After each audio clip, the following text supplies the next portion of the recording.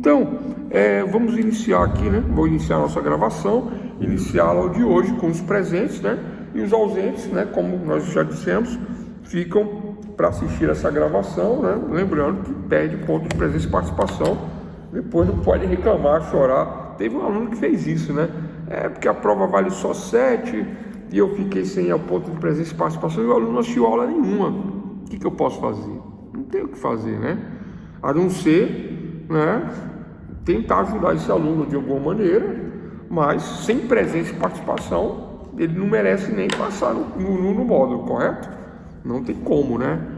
Aí depois falou assim, não, mas eu estava doente e tal. Eu entendo, tem a chance de estudar, de rever as gravações, fazer uma segunda prova, quem sabe, né? Mas é um pouco mais difícil quando não acompanha o módulo, né? Estudei, por isso a ansiedade de ver se eu acertei. Não, tranquilo. Só porque eu fui mal no primeiro módulo, preciso bem no segundo. O direito contratual, pessoal, olha só, vocês estão no 5º período, tá? O 5º período começa, é o meio da faculdade, né? No meio. E o meio da faculdade começa a mudar muita coisa, começa a modificar bastante coisa. E os conteúdos de direito, a partir do 5º período, né? Direito processual, civil, processual, penal, direito dos contratos e outras matérias, já começa a aprofundar o curso de um ponto de vista que, né? Se vocês perderem o conteúdo agora, tudo é difícil, né? No começo você está empolgado, está cheio de energia, aí no meio você já não está tão empolgado, né? E está sem energia, mas aí vem um conteúdo importante, do qual se vocês não tiverem um pouco aí mais de dedicação, mais do que eu sei que vocês têm, e se esforçarem um pouquinho, vocês não vão conseguir não, né? E perde o estímulo, né? Perde o estímulo. Mas eu costumo dar uma aula aí com bastante, né, conteúdo prático, porque eu tenho 20 anos de advocacia e tenho 10 anos de docência de nível superior, além de vários cursos, especializações, etc. Tal. Então eu procuro trazer um pouquinho da prática para as nossas aulas, para fazer com que as aulas fiquem mais interessantes, né? Para ficar um pouquinho mais animado, né? Às vezes fica meio chato, fica meio cansativo, eu paro antes. Normalmente eu dou 2 horas de aula, né? 2 horas, seriam 2 horas e meia, normalmente dou 2. E hoje iniciamos aí com um pouquinho de atraso. Amanhã 7h30 até as 10, amanhã, não tem jeito, né? Hoje nós vamos fazer uma pequena revisão do que eu falei atrás, tá? Porque ficou alguma coisa para trás e eu vou fazer isso nessa revisão. E vou falar de efeitos dos contratos. Efeitos dos contratos. Tranquilo, pessoal? Pouco assunto, pouco tema, e vamos que vamos, e vamos lá. Pessoal, olha só. Na classificação dos contratos do direito civil brasileiro, que foi do módulo passado, nós classificamos os contratos, né? E eu falei de forma bem detalhada como funcionam os contratos lá atrás, e se não falei, né? Mas eu sei que eu falei, eu vou dar uma pequena revisão agora, mas esse assunto conta, né, como assunto desse terceiro módulo. Aliás, esse é o assunto desse terceiro módulo, porque do outro eu adiantei o assunto, mas eu vou falar aqui novamente. Então, olha só, quanto à natureza da obrigação, né, contratual, aquela obrigação que quando a pessoa tem uma, quando contrata com a outra, né? Os contratos, eles são unilaterais e bilaterais. No primeiro momento, letra A, os contratos são unilaterais ou bilaterais. Qual é o contrato unilateral? O contrato que somente uma das partes tem obrigação. Então esse contrato é chamado de unilateral. Capite? Tranquilo? Captaram? Um lado só tem obrigação. Aonde temos um contrato unilateral? Quando somente, por exemplo, um contrato de doação, né? Eu vou fazer uma doação e a outra pessoa vai receber. Qual é a obrigação que eu tenho? De fazer com que a doação chegue, de entregar a doação, de providenciar um transporte para a coisa chegar ao outro lado. Esta é a minha obrigação unilateral e somente eu tenho essa obrigação. E se eu também não entregar ou não fizer o meu lado, assim, não temos um contrato, não temos efeitos contratuais. O tema da aula de hoje é efeitos contratuais, já vamos falar. Agora, num segundo momento, olha só, desta primeira classificação de contratos unilaterais e bilaterais, Os contratos bilaterais, aí tem dois lados. Eu tenho um lado que contrata e tem um lado, o contratante e o contratado. Então, um lado vai entregar a coisa e o outro lado vai pagar o preço pela coisa. Se for um contrato de compra e venda, se for um contrato de permuta, haverá troca entre os objetos, haverá tradição entre os objetos do contrato, do objeto contratual, né? E eu tenho vários tipos de contrato, né? Bilaterais. E eu falei de compra e venda, falei de troca, falei de locação, permuta para bilaterais, onde ambos os lados têm obrigações entre si, o lado contratante e o lado contratado bilateral. No unilateral, eu tenho somente a obrigação de um lado: doação, comodato, mútuo, depósito.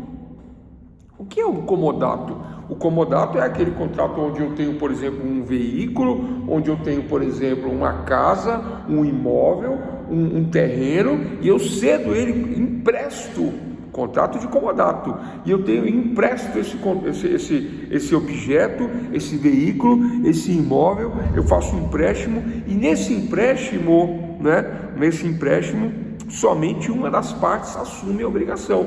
Qual é a obrigação no comodato? Olha, no comodato eu vou te emprestar a minha casa, no comodato. Então qual é a minha obrigação? Nenhuma. Eu estou te emprestando. Eu não vou arcar com nada, eu não tenho nenhum tipo de despesa, mas você vai usufruir do imóvel, você vai usufruir da coisa, você vai usufruir da res, você vai usufruir do bem. Então o que acontece no comodato, o contrato de empréstimo, a obrigação é unilateral. Unilateral de quem é a obrigação no comodato? De quem recebeu a coisa. Tem que cuidar, tem que zelar, tem que arcar com as despesas, anotem aí, propter rem, próprias da coisa. Despesas propter rem, despesas próprias da coisa, né? Quem assume a despesa própria da coisa, no comodato, é quem recebe a coisa, recebe o bem. Quem recebe o bem? Se for um imóvel, eu recebo uma casa para usar a casa, para usufruir da casa, para usar do imóvel, para usufruir do imóvel, não é? E não vou pagar nada pelo imóvel. Contrato de comodato. Se eu pagar pelo imóvel, contrato de locação. Eu uso o imóvel, pago pelo uso do imóvel. O outro lado recebe o valor do uso do imóvel. Contrato bilateral.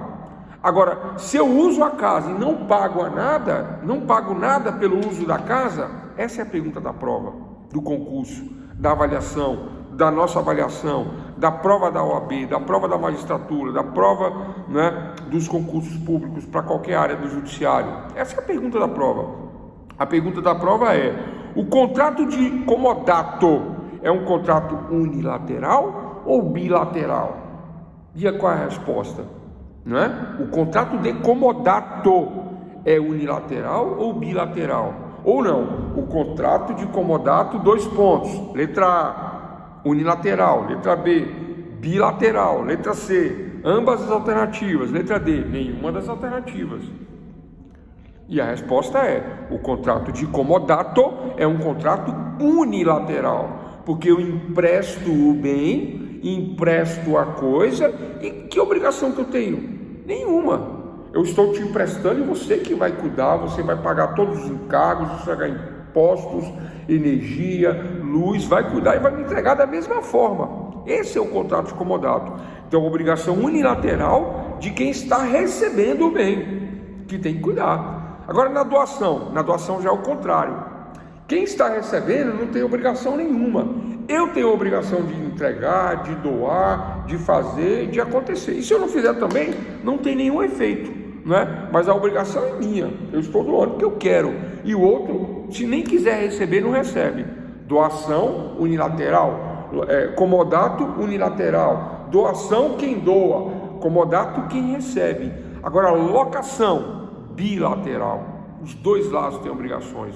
Um cede o imóvel em troca de um pagamento bilateral. Compra e venda, um entrega a coisa, o outro entrega o dinheiro em relação ao pagamento da coisa, né, da res. Então, bilateral. Claro, fácil, tranquilo, não precisa mais exemplos, né, nós já falamos sobre isso. Tranquilo? Não tem benefício ao proprietário. Excelente, Guilherme. Não tem benefício ao proprietário no comodato. Mas vocês entenderam qual é a pergunta? A pergunta é contrato unilateral. Aí vai cair lá. Letra A, comodato. Letra B, locação. Letra C, vendas. Letra D, troca. E aí você sabe que o unilateral é um contrato de comodato. Doação é um contrato de comodato. Mútuo é um contrato de comodato. Mandato é um contrato unilateral. Somente um lado tem, né, a obrigação. Ponto nessa questão, letra B. Letra B, nós falamos de contratos onerosos e contratos gratuitos. Onerosos e gratuitos. Quando o contrato é oneroso e quando é gratuito? Ora, quando há um ônus, quando há uma troca de bens, quando os dois lados se beneficiam, há a onerosidade de um dos lados, não, de ambos os lados, né? Então há uma onerosidade. Então há o contrato, portanto, oneroso. Os onerosos são aqueles que trazem vantagens e trazem ônus e trazem obrigações para ambos os lados, os onerosos, enquanto que os gratuitos não. Os gratuitos, eles trazem, né, eles oneram somente uma das partes. Então, letra B, letra A, contratos unilaterais e bilaterais, letra B, contratos onerosos e gratuitos. Onerosos oneram ambas as partes, gratuitos oneram apenas uma das partes, né? Proporcionando à outra parte uma vantagem, a vantagem da gratuidade, a vantagem de não ter nenhum ônus.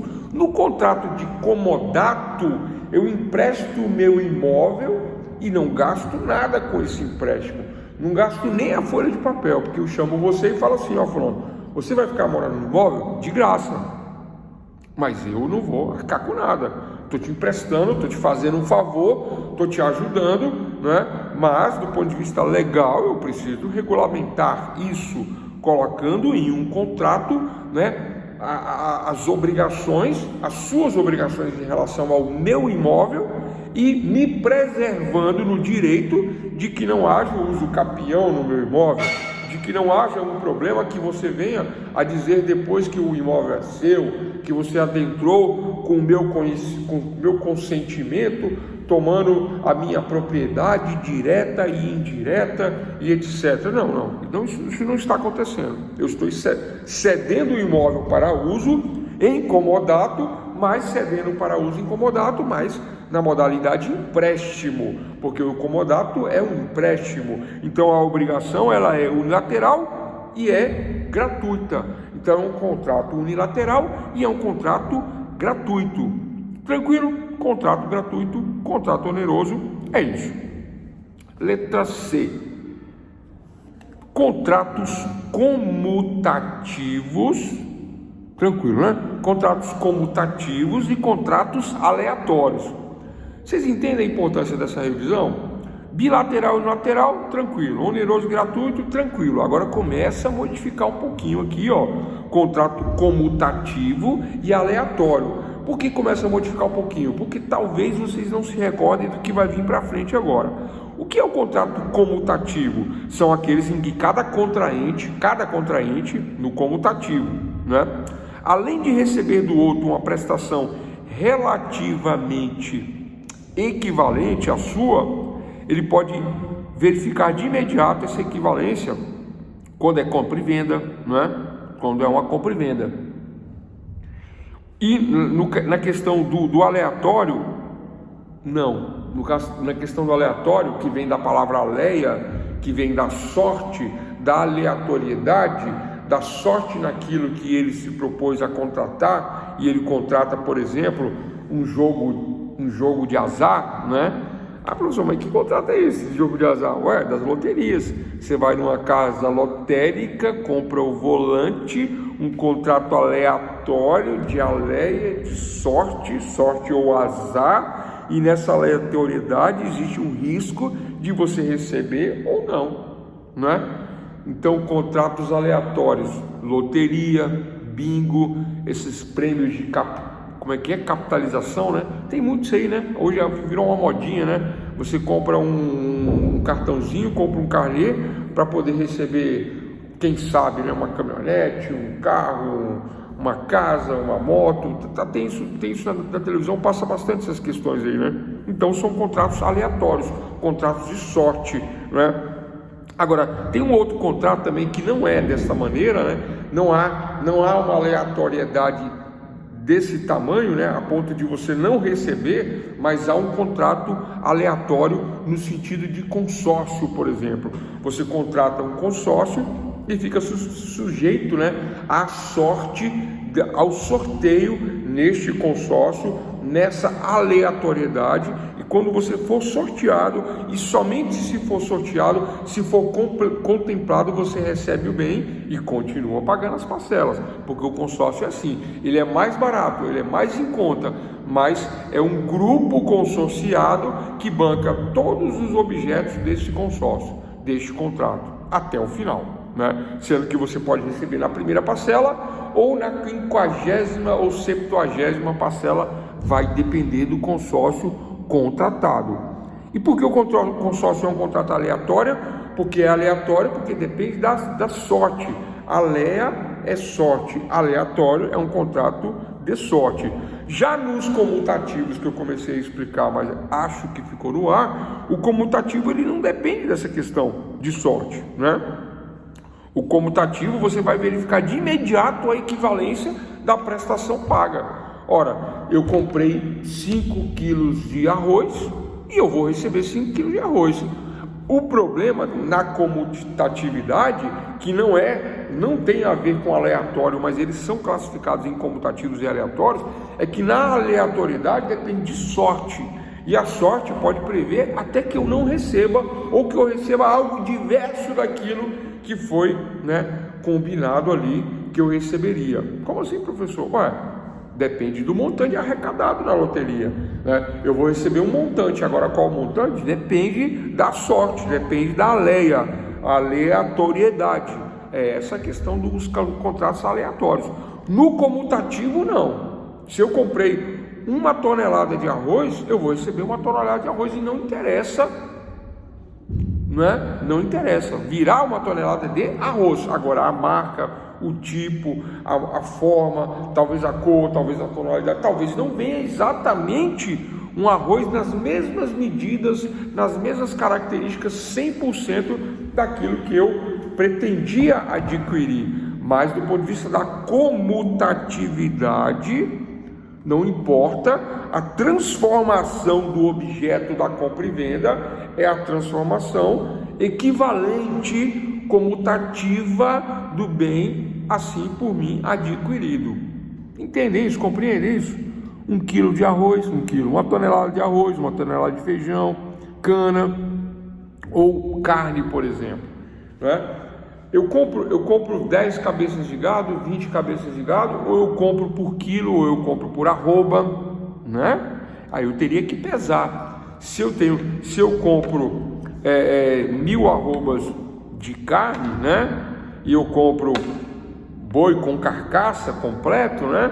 Então quanto é que vai ao final da pesagem me resultar em quantias de cabeça de gado? 1 tonelada, vai me resultar em, apesar que 1 tonelada não é muito, né?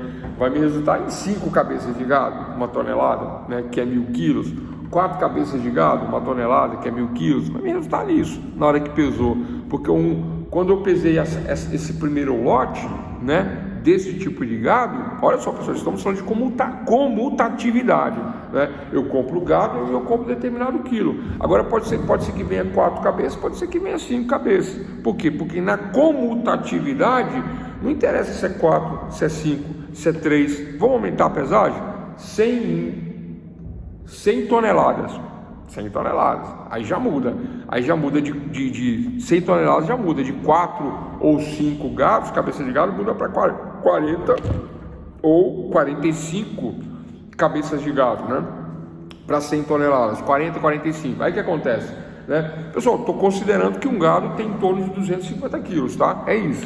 Então o que acontece? Na comutatividade, não é um contrato de sorte, não é um contrato aleatório. Entenda, não é um contrato aleatório, é um contrato de comutatividade. Na comutatividade, eu tenho que receber a X quantia em termos de peso, que é isso que eu estou pagando, de determinada raça de gado, de determinada carne, né? Que é o combinado. Agora, não vai vir exatamente o gado, né? Ferdinando. Eu comprei esse gado, é esse que eu comprei, do desenho animado, lembra? Vai vir esse gado, não. Ou não, vai vir Vocês entendem, pessoal? Vai vir o gado, vamos supor que eu estou comprando gado de corte, gado Nelore, né? E 100 toneladas. Então vai vir um gado de corte, vai vir um gado Nelore, vai vir 100 toneladas. Agora, quantas cabeças virão? Comutatividade significa dizer que os comutativos são aqueles em que cada contraente, além de receber do outro a prestação equivalente, comutatividade é a prestação equivalente. Qual é a prestação equivalente? O dinheiro que eu estou pagando por 100 toneladas. Tem lá a cotação na Bolsa. Na Ibovespa, na Bolsa de São Paulo, na Bolsa do Rio de Janeiro, na Bolsa, né, internacional. Eu tenho o valor do gado. Eu tenho o gado no preço de São Paulo, eu tenho o gado no preço do Sul, agora não tem mais, né? Do preço do Mato Grosso. Então tem as cotações. Então eu vou pagar no valor da cotação X. Então eu compro 100 toneladas. Agora, se vai vir 40 cabeças de gado ou se vai vir 45 cabeças de gado, não é aleatoriedade, é comutatividade. Atingiu o peso de acordo com o valor, eu recebo o valor, o peso e pago o valor. Vocês entendem essa questão da comutatividade? Estão compreendendo? Beatriz, Guilherme, Laurice, a comutatividade ela indica esta questão, né? Para esta questão. É diferente, por exemplo, de eu comprar, né? Por exemplo, 100 veículos da marca Honda Civic ano 2024, na cor preta. Vai vir 100 veículos da marca Honda 2024 na cor preta. Vai vir exatamente o que eu pedi. Aí não é um contrato comutativo, nem é um contrato aleatório, né? Porque é exatamente aquilo que eu estou comprando, é exatamente o que eu vou receber. Eu vou pagar e vou receber. Não há uma comutatividade, nem uma aleatoriedade. A aleatoriedade já está explicado. Mas do ponto de vista da comutatividade, vale a comutatividade principalmente para grãos, para alimentos, para essas questões agrícolas, né? Entendem? Vocês compreendem essa questão da comutatividade? Ah, professor, mas qual a importância da comutatividade no dia a dia? Pessoal, toda a importância do mundo, né? Quem mexe com contratos, quem trabalha com contratos, e eu trabalhei muito a minha vida inteira com contratos, e trabalhei com grandes contratos de Rondonópolis, contratos do Mato Grosso, contratos também lá do Rio Grande do Sul, dessas questões, né? A gente, né, fica lembrando aqui das questões questões relacionadas ao gado, questões a milho, a soja. Na hora que tem um problema contratual a ser resolvido, a ser solucionado, o que está em voga é a comutatividade. E toda discussão gira em cima de comutatividade, né? Eu tive um caso, por exemplo, que foi comprado 1.600.000 não lembro agora, 1.640.000 reais de sacas de milho, né? E aí teve toda uma discussão, né? Quando foi parar na justiça, nós acionamos o pessoal que não queria, comprou e não pagou, que não queria pagar o milho, dizendo que o milho não era bom. Aí eu falei, se o milho não é bom, devolve todo o milho. Ah, mas aí vocês vão ter um prejuízo. A gente vai ter um prejuízo de pegar tudo de volta por causa de transporte, por causa de tudo isso aí. Mas vocês vão ressarcir a gente, porque a gente vai querer, né, o ressarcimento. E nós entramos e pedimos ressarcimento, pedimos rescisão contratual e falamos da comutatividade. Não interessa o que vocês tiverem aí, nós vamos pegar e vamos colocar nos nossos caminhões e vamos levar embora. Comutatividade. Aí o cara falou, mas você pagou... Nós negociamos X, né? Nós vendemos. Eu, advogado do pessoal de Rondonópolis, do agronegócio, né?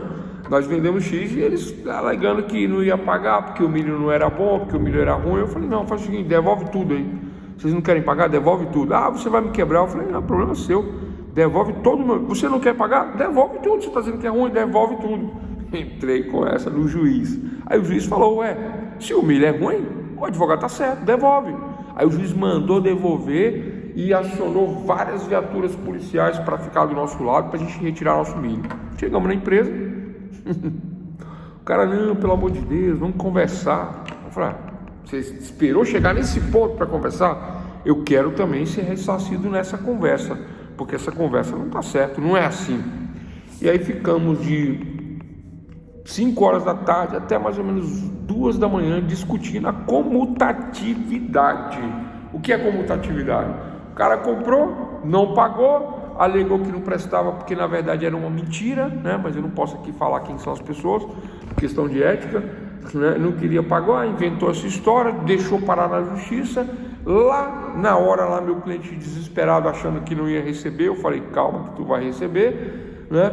Na negociação nós negociamos lá do ponto de vista da comutatividade, nós refizemos o negócio, ajustando o preço, e é isso que aconteceu, e o meu cliente recebeu, na época, em 8 parcelas, esse 1.600.000 reais. Como isso tem já 10 anos, 1.600.000, é como se fosse hoje uns 5 milhões, mais ou menos essa base aí, né? Aí foi feito um acordo na época. Comutatividade, tá? Eu lembro que a gente conversava muito isso na mesa lá, sobre quantas sacas de milho que ia ser entregue para o meu cliente, ou quantas sacas de milho que eles iam pagar para o meu cliente nessa nova negociação, nesse novo acordo. Estava sendo discutido o valor da saca de milho. Pessoal, tranquilo, comutatividade? Vamos lá que a gente tem que falar dos efeitos do contrato ainda hoje, são poucos efeitos, tá? Não é difícil não, mas temos que falar ainda hoje.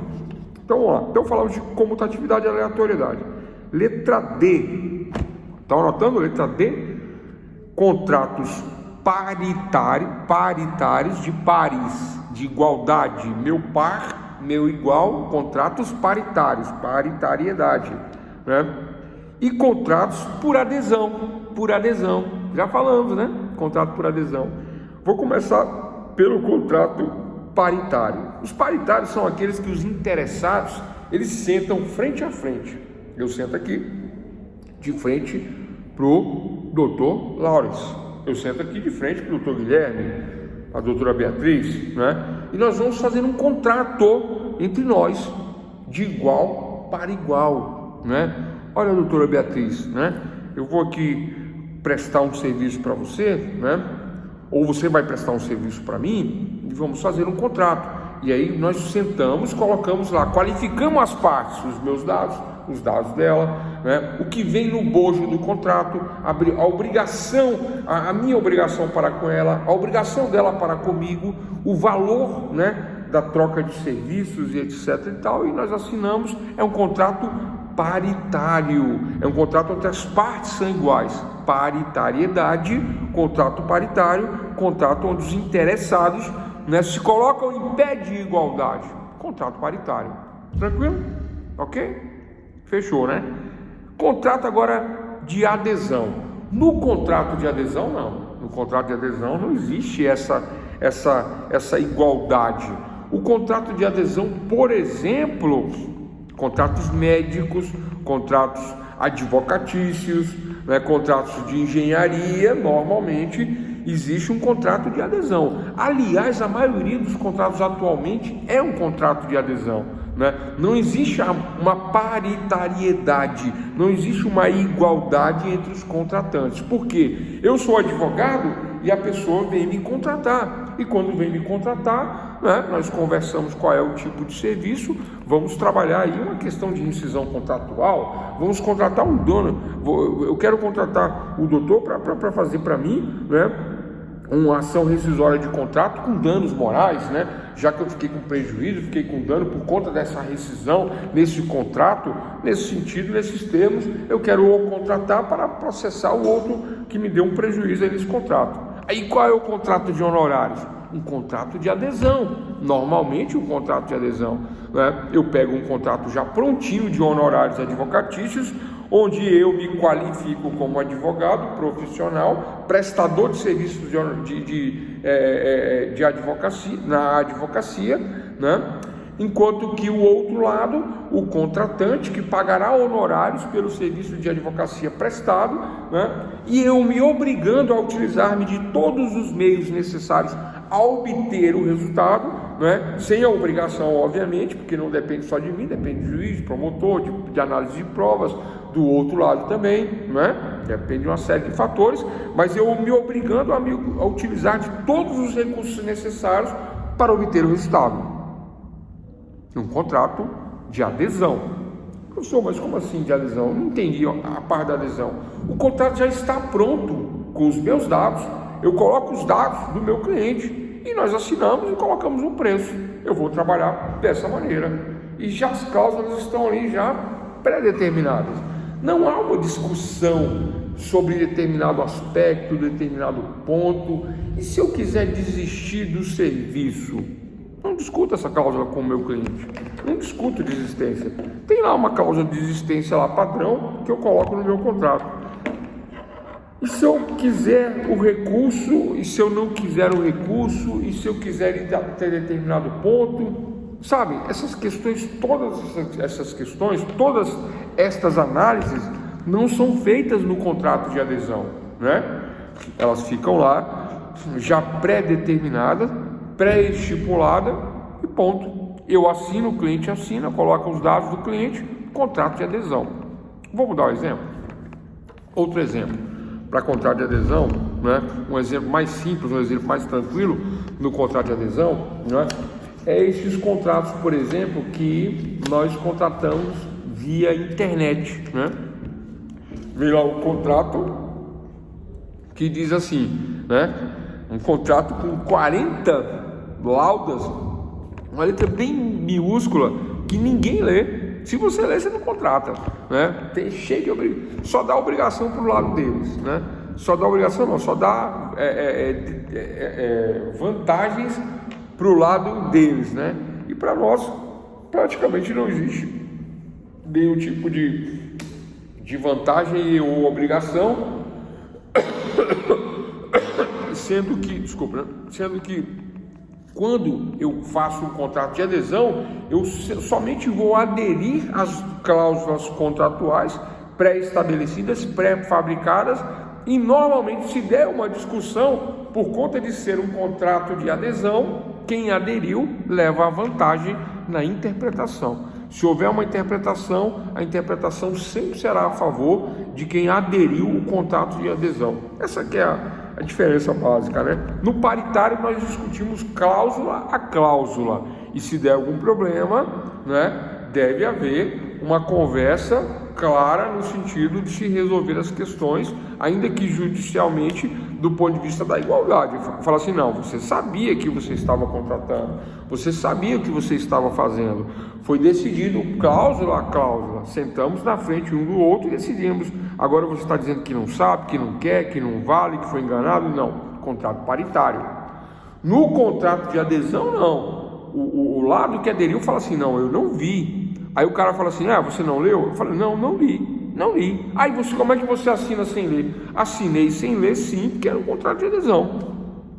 Vamos discutir agora, porque agora eu estou me sentindo no prejuízo. E aí se discute e se interpreta sempre a favor do aderente.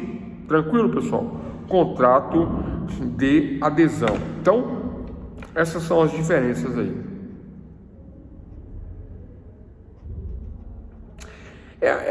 O contrato de adesão, ele é a mera anuência de uma proposta.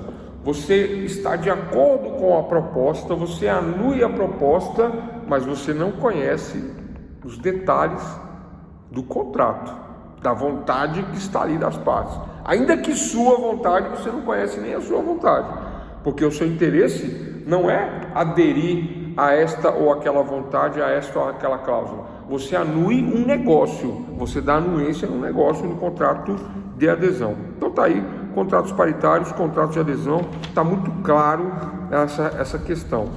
Pessoal, tranquilo? Então falamos de contratos unilaterais, bilaterais, onerosos e gratuitos, comutativos e aleatórios, contratos paritários e contrato de adesão. Fechou? Tranquilo? Isso em relação à natureza da obrigação entabulada, da obrigação colocada no papel, da obrigação preto no branco, da obrigação expressamente combinada e entabulada. Então, quanto à natureza da obrigação contratual, temos essas 4 modalidades, né? Sendo aí que uma é oposta à outra. Tranquilo, né? Segundo ponto. Do ponto de vista do contrato, quanto à forma contratual. Quanto à forma, nós temos as formas consensuais, anotem aí, formas consensuais, formas solenes e formas de contratos reais. Vamos falar das 3?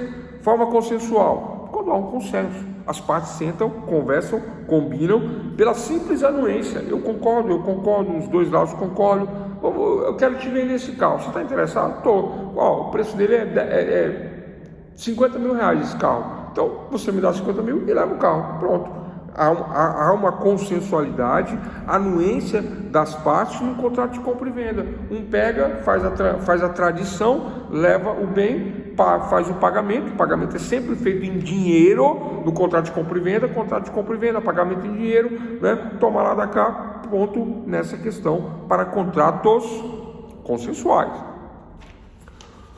Contratos solenes são aqueles em que, né, a lei prescreve a sua forma de celebração, né? Então, por exemplo, para compra e venda de imóveis, na compra do veículo, eu não falei de detalhes de compra de veículo. Eu faço um pagamento de 50 mil reais e levo o carro. Qual é o tipo de contrato? O que eu quiser. Contrato de compra e venda numa folha de papel de pão. Contrato de compra e venda numa folha de papel higiênico.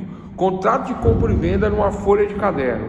Sem contrato de compra e venda, ainda que seja um veículo, não é? Mas é claro, óbvio que eu vou ter aquela documentação necessária, solene do Detran. Mas eu não estou falando de contrato do Detran. O Detran não é o contrato, é uma documentação solene, né, pública do Detran. Agora, no contrato solene, olha só, o contrato solene ele difere do contrato consensual, porque o contrato solene é previsto em lei. Exemplo de contrato solene: contrato de locação.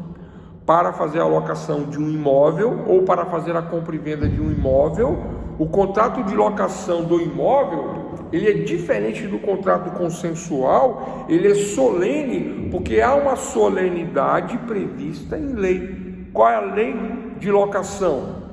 Esqueci, 8.700 e ponto, esqueci o número da lei, mas é pela lei de locação que eu vou fazer a locação do imóvel. Não tem como eu fazer a locação do imóvel por um contrato consensual, por um contrato comum, por um contrato comutativo ou por um contrato qualquer. Não, a locação de imóveis ela é prevista em lei, existe uma lei específica, com a forma específica, com a solenidade específica, com a formalidade específica para a locação de imóveis. Então, o contrato de locação de imóveis, ele é solene, contrato solene. Tranquilo, pessoal? Essa é a questão do contrato solene em relação ao contrato consensual. A diferença do consensual para o solene. O consensual, lembrando que o consensual, ele é um contrato simples, né? Comprar um pão de queijo na padaria exige uma solenidade? Não. Exige uma forma prescrita em lei? Não. Comprar um pão de queijo na padaria, comprar 10 pães de sal na Bahia. E aí? E aí, Guilherme? Laurence, Beatriz, como é que eu compro 10 pães de sal na Bahia? Vocês não compram 10 pães de sal na Bahia. Mas não exige uma solenidade para a compra, né? Eu chego, peço 10 cacetinhos e pronto, né? Peço 10 cacetinhos e pronto. É isso mesmo? Lá na Bahia, sim. Lá em Salvador, né? Eu compro e aí não há uma obrigatoriedade ou forma prescrita em lei, portanto não é solene, mas para a locação do imóvel, solenidade. Para compra e venda de imóveis também há uma solenidade. Qual é a solenidade, pessoal, da compra e venda de imóveis? A escritura pública. A escritura pública, ela traz uma solenidade formal, um documento público assinado dentro de um cartório para compra e venda de um imóvel. Essa compra e venda de imóvel, essa solenidade me remete a um contrato solene quanto à forma. Ah, professor, então essa prova vai ser mais difícil? Não, né? Mas quanto à forma, eu tenho consensual e solene. Consensual, contrato simples, sem formalidades. E o solene? Contrato celebrado na forma especial, na forma de acordo com a lei, de acordo com a norma. Então, com relação à questão especial para compra e venda de imóveis, para locação, tudo isso requer uma solenidade. Contrato de consórcio tem uma solenidade, né? Existe uma lei que regulamenta os consórcios, então há uma solenidade. Tranquilo, pessoal? Consensuais e solenes, essas são as duas formas. Tem uma terceira forma chamada forma real.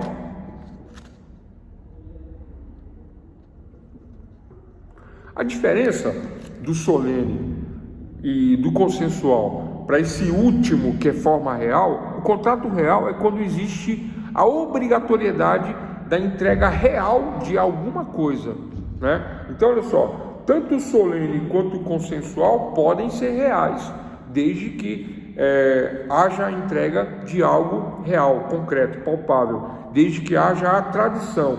Então, os contratos reais são aqueles que se ultimam, né? Finalizam, se aperfeiçoam, se concretizam com a entrega da coisa, feita por um contraente ao outro. Por exemplo, aí por isso que eu falo, tanto faz se o contrato é consensual ou se é solene, mas normalmente esse tipo de contrato real, normalmente ele é solene, né? Por que normalmente é solene? Porque num comodato eu entrego o meu imóvel, aí ele só se aperfeiçoou, ele é um contrato ele é solene porque existe um contrato, existe uma lei de comodato, contrato solene, comodato, e ele é real, né? Porque eu entrego o imóvel. Se há uma locação, ele é também solene e também é real. Agora, compra e venda de um veículo, né? Eu entrego o veículo, é que o veículo também é solene, né? Eu estou analisando aqui, pensando, né? Falando, mas o veículo também é solene, porque existe a transferência, a tradição, né? Que é a entrega do veículo propriamente dito, e existe a transferência dentro do departamento de trânsito, com as suas especificações, baseado em lei, baseado em documento público, não é? Que é aquele certificado de registro, licenciamento de veículo, esse é o tal de andar, né? E o documento único de transferência, o DUT de transferência. Esse DUT é o que faz a questão ficar solene, né? É um contrato solene. Contrato de compra e venda de imóveis, contrato de compra e venda de veículos, portanto, solenes e contratos reais, porque há uma tradição. Quando que o contrato não é real? Prestação de serviço, dependendo, não é real, porque não existe a entrega de um bem, de uma coisa, existe a prestação de serviço.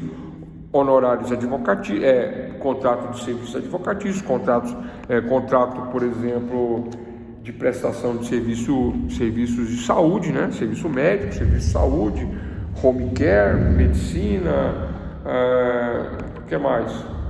São várias modalidades, né? Engenharia. Então, a prestação de serviço, de maneira geral, ela não é um contrato real de entrega de um objeto, de uma coisa da res, né? Propriamente dita. Não há tradição de objetos. Tranquilo, pessoal? Então, essa é a diferença quanto à forma entre o contrato real e não real, né?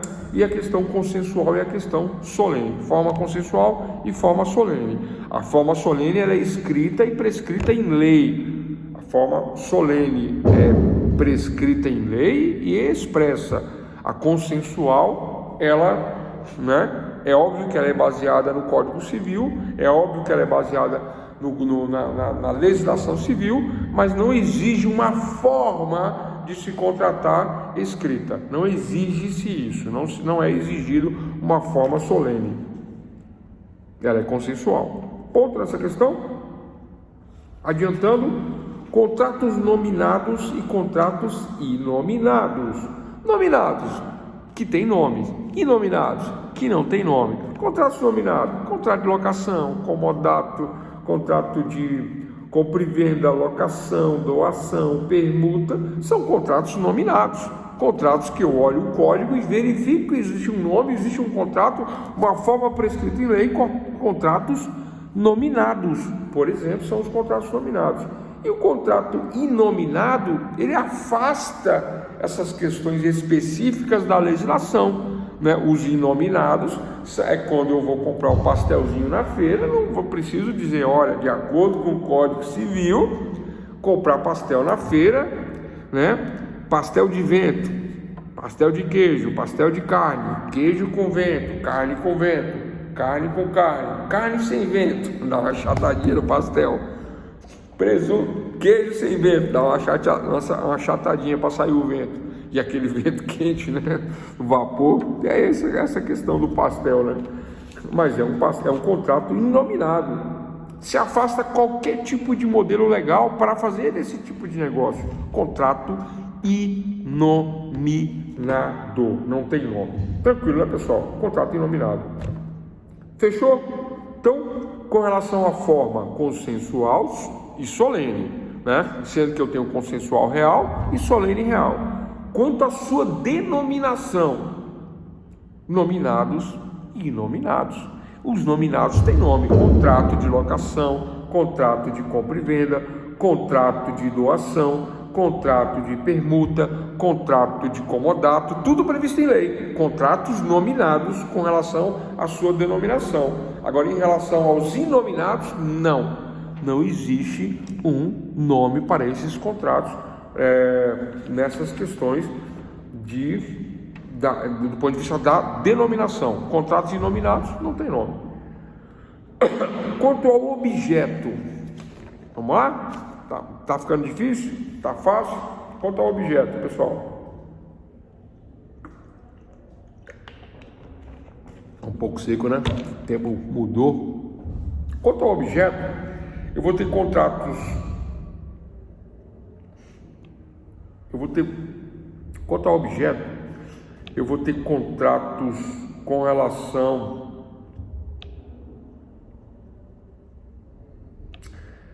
eu queria dividir isso aqui de uma forma mais simples.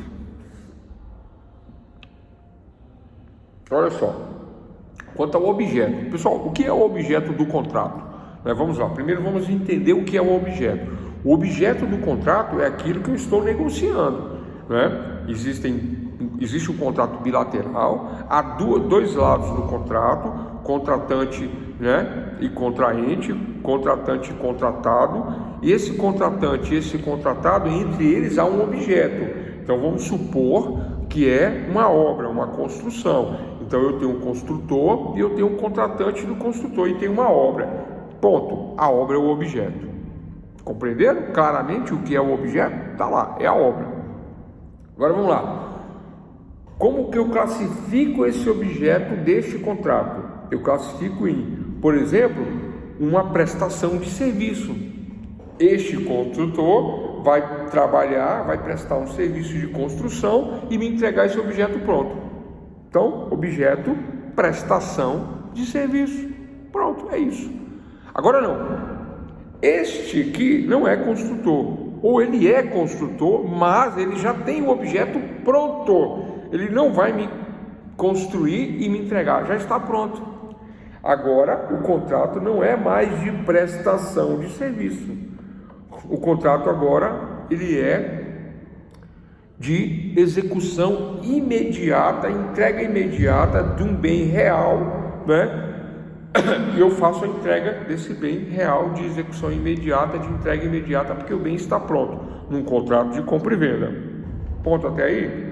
Só que observem, existe um contrato. Por que existe um contrato? Porque existe uma compra e venda por parte deste em relação a este, e o objeto que está pronto, mas é um objeto alienado. Como assim alienado, professor?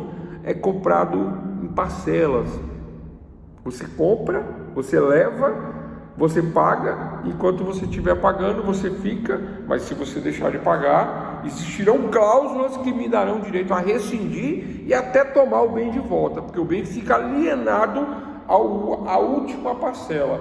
Somente na última parcela que eu faço a transferência deste bem, que continuará no meu nome, para você.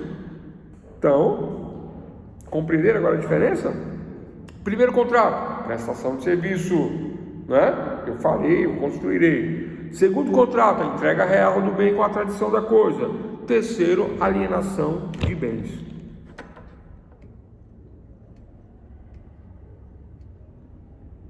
E o último, contrato, posso falar? Tranquilo, pessoal, vocês estão aí?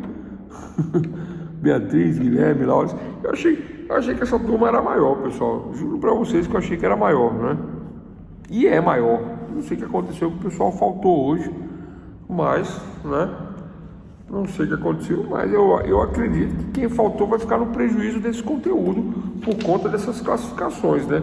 Nós classificamos o contrato hoje quanto à natureza e obrigação do ponto de vista do contrato unilateral e bilateral, onerosos e gratuitos, comutativos e aleatórios, e paritários e por adesão, com exemplos, né, muito claros de como são esses contratos, né? E matéria dada e matéria cobrável, óbvio que nós vamos cobrar essa matéria do jeitinho que está aqui. Em relação à forma do contrato, a forma de contratar, contratos consensuais e solenes reais e consensuais reais. Do ponto de vista do nome, nominados e inominados, né? Nominados de acordo com a lei e inominados para o dia a dia, para o geral, pela simplicidade. Em relação ao objeto, nós estamos discutindo o objeto agora. Tem aquele objeto cujo contrato de transmissão de uso e gozo ele é imediato, né? Compra e venda, uso e gozo imediato. Toma aqui sua água, me dá aí meus R$2, R$5 pela água que você está levando. Contrato de transmissão de uso e gozo. Eu transmito a res, eu transmito a coisa pela tradição e você me faz o pagamento nesse contrato de compra e venda. Número 1, uso e gozo, tranquilo, transmissão real, imediata. Alienação de bens. Toma aqui a casa, você mora na casa, mas eu não vou transferir para o seu nome, fica no meu nome, só haverá transmissão para o seu nome quando você efetivar o último pagamento. Alienação de bens em relação à questão do objeto. Contrato de alienação de bens. Tranquilo? Número 2. Número 3, prestação de serviços. Tenho esse terreno, tenho esse lote, você vai me pagar X reais e eu vou efetuar a prestação de serviços construindo o imóvel. Você vai me pagando e eu vou construindo. Ou você me paga um terço de entrada, mais um terço mais para frente, mais um terço quando eu te entregar o imóvel. Também é uma opção. Contrato de prestação de serviços, né? E contratos de conteúdo especial. Anotem aí. Esse de conteúdo especial, pessoal, é para os outros tipos de contrato. É para as outras formas de contratar que não são essas que eu acabei de falar aqui. Quando há uma alienação de bens, quando há uma transmissão imediata e quando há uma prestação de serviço. Tirando essas 3 formas, todos os outros são especiais. Ah, professor, então você tem que dar um exemplo, senão a gente fica sem entender o que é um contrato especial. Ora, pessoal, não tem alienação de bens, não tem uso e gozo do bem de forma imediata transmitido e não tem prestação de serviço. Por exemplo,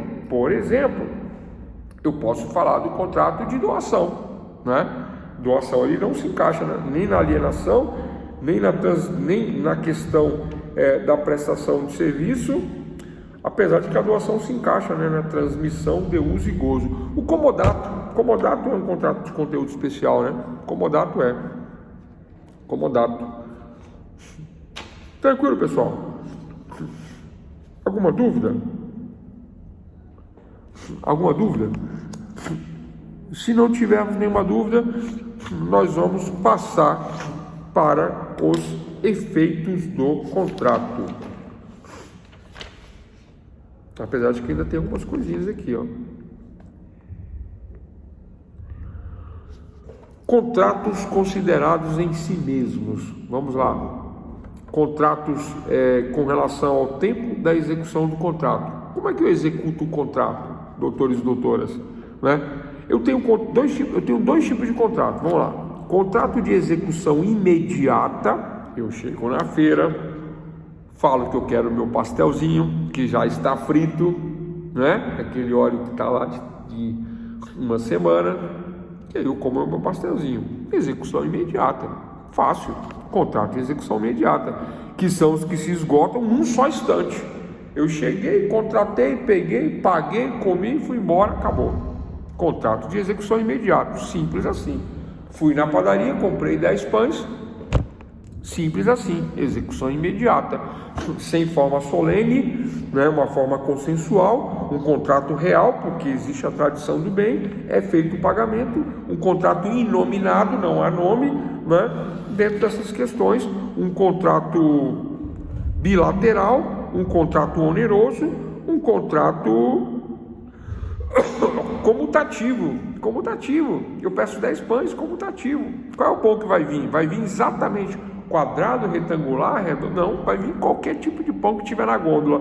Contrato comutativo. Compra e venda de pães é contrato comutativo.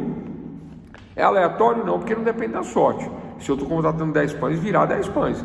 Mas ele não é aleatório, mas ele é comutativo, né? Porque virá qualquer tipo de pão dentro daqueles que eu pedi, dentro da comutatividade que nós já demos exemplos, explicamos o que é, né? E é um contrato de adesão. Por que contrato de adesão? Apesar que para pão, né, nem é adesão, nem é paritário, porque não vai haver uma forma solene, né? Então eu dispenso essa forma aqui, parentalidade e aleatoriedade. Tranquilo, né? Agora, com relação ao tempo de execução, que é o que nós estamos falando agora, tema do momento da aula, né? Com relação ao tempo de execução, é execução imediata. Quero 10 pães, pego 10 pães, pago pelos 10 pães, vou embora. Execução imediata, ponto. Tranquilo. Tranquilo, pessoal? Tranquilo aí? Tranquilo, né? Bom, primeiro tempo de execução imediata e segundo tempo de execução execução continuada. Execução continuada, anotem aí, execução continuada. Da execução continuada ocorre quando a prestação de um ou de ambos os contraentes dá a termo. Estão anotando? Dá a termo? O que é dar a termo? O que é a termo? O que a termo significa a tempo, significa olha só, na primeira forma de execução imediata é o toma lá da cá e resolveu, né? É instantâneo.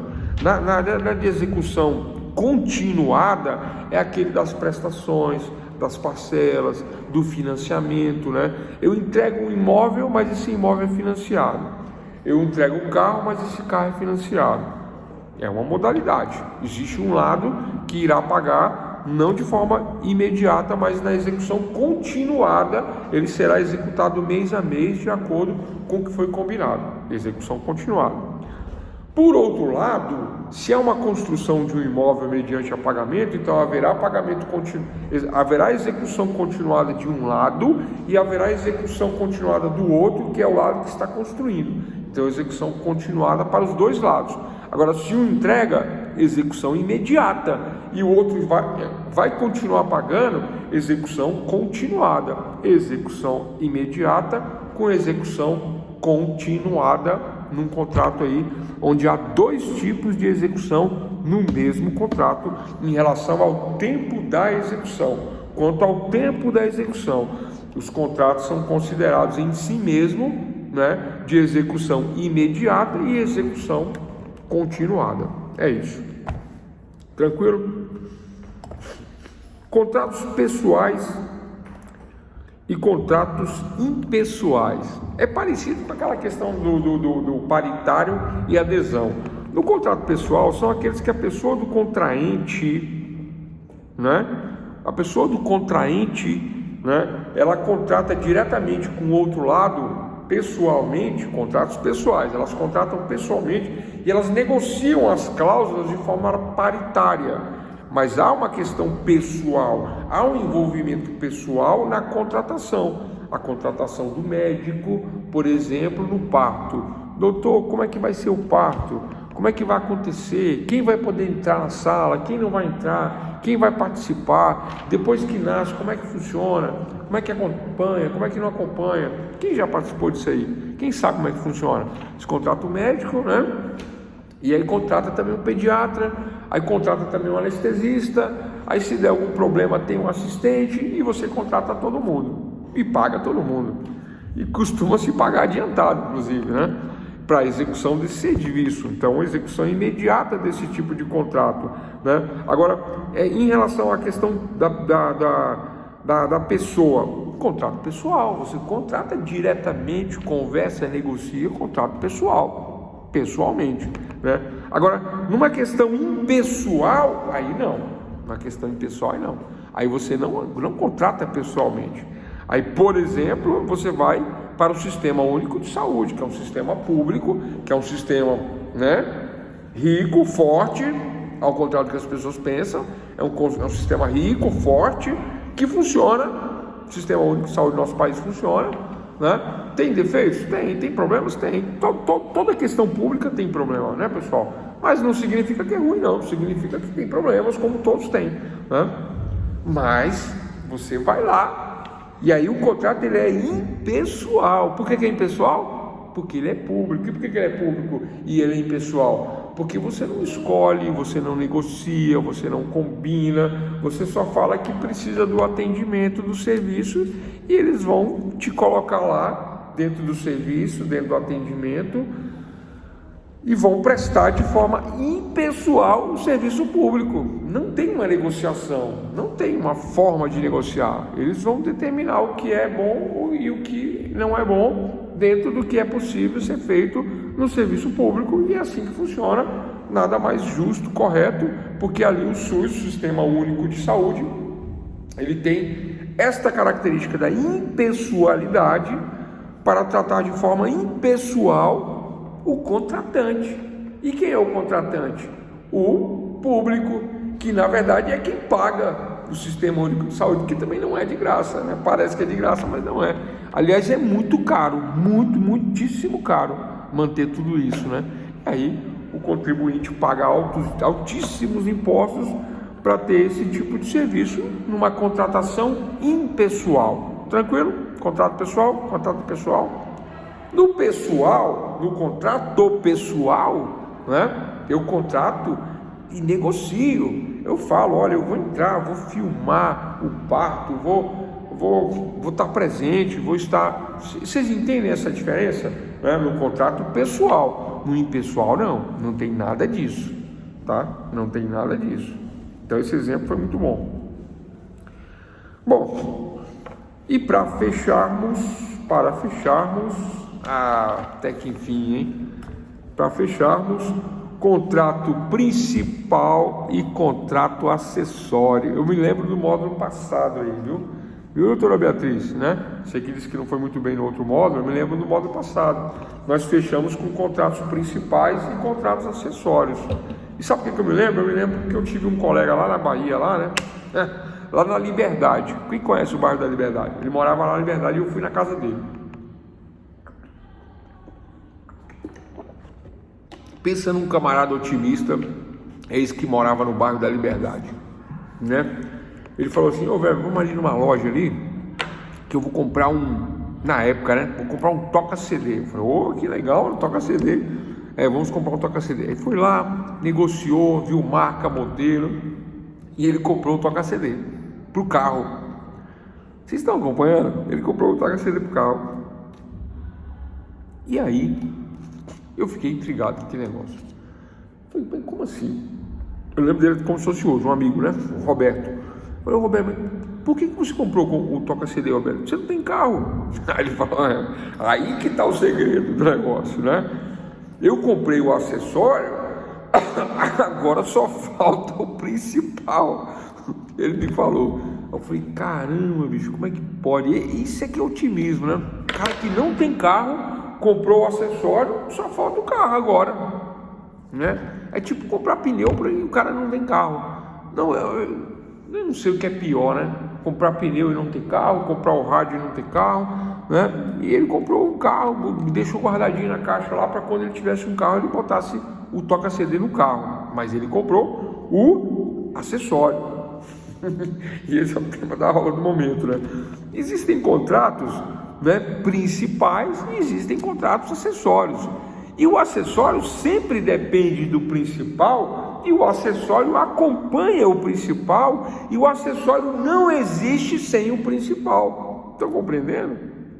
E eu fiquei intrigado com aquela questão, né, do contrato principal e do contrato acessório, porque o contrato principal são aqueles que existem por si só. O veículo, andar, vender, me deslocar, como fazer e acontecer com o meu veículo, passeio, etc e tal, né? Agora, o toca-CD de veículos na época, hoje o pessoal instala umas caixinhas em volta, faz umas gambiarras, mas não é isso, pessoal, não é isso, né? É muito mais barato, inclusive, você comprar uma caixinha e conectar no seu smartphone e conectar no seu telefone. Fica muito mais barato e muito melhor, inclusive, né? Você comprar um toca-CD para depois comprar caixinhas para colocar em volta e tal, né? Além de feio, né? O pessoal faz isso aí, mas fica feio, nada a ver e tal, né?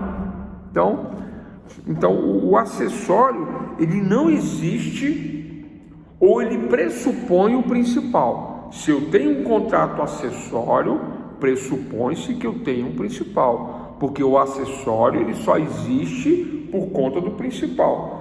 Exemplo, contrato de locação é o contrato principal, contrato de locação. Já o acessório, ele não existe se não houver o principal. Na locação de imóveis, o contrato principal é a locação. Aí é feito um outro contrato dentro do contrato principal de locação, ou um contrato separado mesmo, dois contratos, e esse contrato separado, esse segundo contrato, é o contrato chamado de acessório, que é o contrato de fiança. Tranquilo, pessoal? Guilherme, Beatriz, Laurence, tranquilo essa questão da fiança? O contrato de fiança, ele é um contrato acessório à locação. Eu faço a locação e faço um contrato de fiança. Olha só, no contrato principal, assinam locador e locatário no contrato principal. O locatário deve para o locador o valor do aluguel, e ele pagará pelo aluguel do imóvel e usufruirá do imóvel, da propriedade, enquanto ele pagar o aluguel. Caso ele venha não pagar o aluguel, esse contrato, pelo não pagamento do aluguel, ele será rescindido, deverá ser devolvido o imóvel locado, deverá se pagar as parcelas e tudo que tiver que ser feito para restaurar o imóvel, porque existe um desgaste pelo uso do imóvel, e tudo isso está previsto no contrato principal. Caso o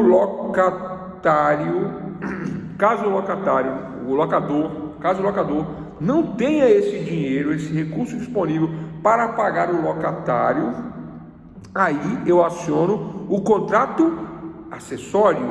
No contrato acessório, que não é o principal, esse contrato acessório, haverá no contrato acessório o dono do imóvel, que é o locador, e agora haverá uma outra parte que não é o locatário, é o fiador. Perceberam que são dois contratos? Um contrato de locação e um contrato de fiança. Dois contratos, um contrato de locação e um contrato de fiança. Aqui as partes são locador e locatário. Aqui as partes são credor e fiador. E o fiador é aquele que entrega o seu bem, que não, Ele tem um bem próprio dele, ele entrega como garantia de que caso aquele não pagar, ou destruir o imóvel, ou derrubar o imóvel inteirinho, eu tenho um bem aqui, ó, à minha disposição, que eu garanto que em último caso eu dou até o meu bem, para poder ressarcir todo esse prejuízo. E aí, pessoal, tem coragem de assinar um contrato de fiação, de fiador? Quem tem coragem aí? Pois é, muita gente não tem, muita gente não assina. Isso normalmente é feito coisa assim de pai para filho, e mesmo assim tem filho dando problema para o pai aí, deixando de pagar, dando problema, indo parar na justiça, e a justiça fala: olha, você deu o seu imóvel como fiador, então você vai ter que realmente entregar o seu imóvel, porque você deu o seu imóvel. Não existe exceção, por exemplo, né, daquela lei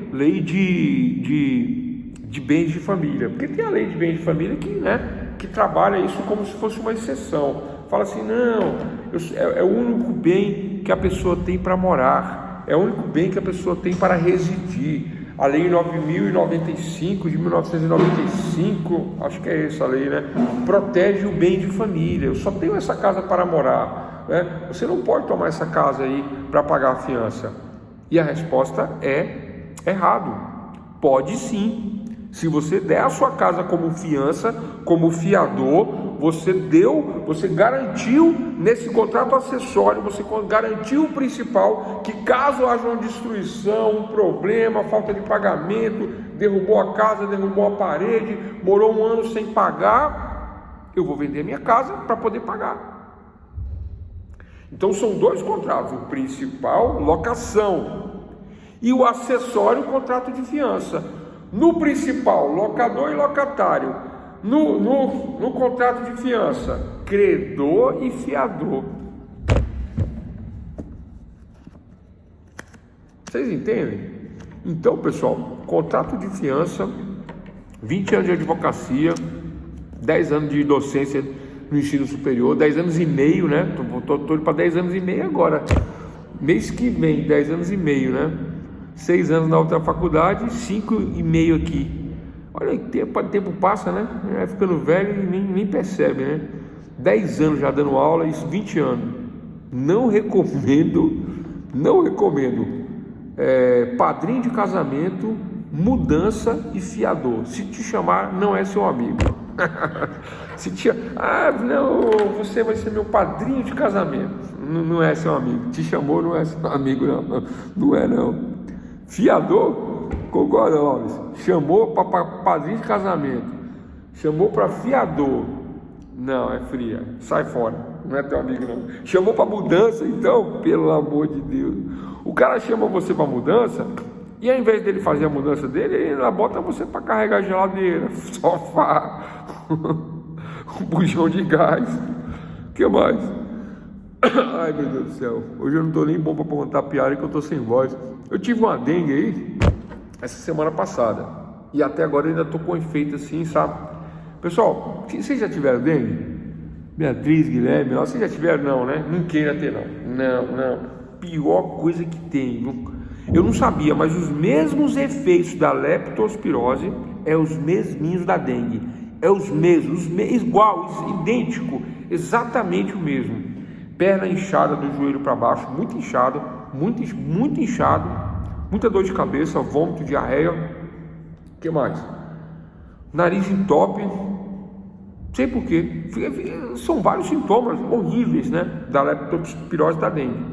E você fica sem saber, você fica na dúvida, fala, qual que eu peguei, né? Mas porque é o mesmo sintoma, né? Porque eu andei pesquisando, andei estudando. E eu fiquei assim, até eu falar para você, eu fiquei assim até hoje eu estava mais ou menos ainda, né? Aí vim aqui com muita luta, estamos aí dando a nossa aulinha de hoje aí. E aí, pessoal, estamos aí finalizando aí, né? Contratos de várias maneiras, de várias vertentes. Então falamos na aula de hoje de contratos unilaterais e bilaterais quanto à natureza, né? E a obrigação formalizada. Então, contratos unilaterais e bilaterais, onerosos e gratuitos, comutativos e aleatórios, paritários e por adesão. Falamos de contratos consensuais, solenes, contratos reais, contratos nominados e inominados, Falamos também sobre alienação em relação ao objeto, ao objeto alienado, a transmissão, né, e uso e gozo imediato, a prestação de serviços e a contrato de objeto especial. Falamos também em relação à execução imediata, execução continuada. Falamos também contratos pessoais, impessoais, e estamos finalizando nossa aula de hoje com contratos principais e acessórios. Aí vocês devem estar perguntando: professor, e os efeitos do contrato? Por que você não fala aí? Ainda tem 20 minutos. Vocês querem ou deixa para amanhã? Né? Efeitos do contrato. Bora aí, pessoal, se manifestem. Vocês não falam nada, por isso que a aula não rende. Né? É nada, a culpa não é de ninguém, não. Fala assim só para poder ter um retorno aí de vocês aí. Então é essa questão aí, né? Lá na Bahia, lá no bairro da Liberdade, eu não morei na Liberdade. É um bairro muito bacana, Liberdade, hein? Uma coisa assim tradicional, antiga, né? Onde moradores assim muito antigos, né, moram ali.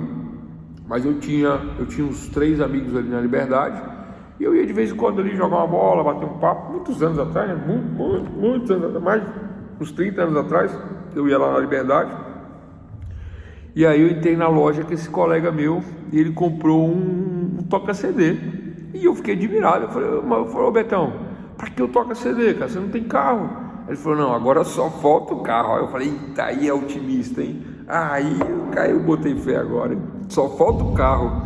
O cara comprou o rádio e deixou guardado na caixinha porque só faltava comprar o carro. Eu falei: cara, aí é um cara que...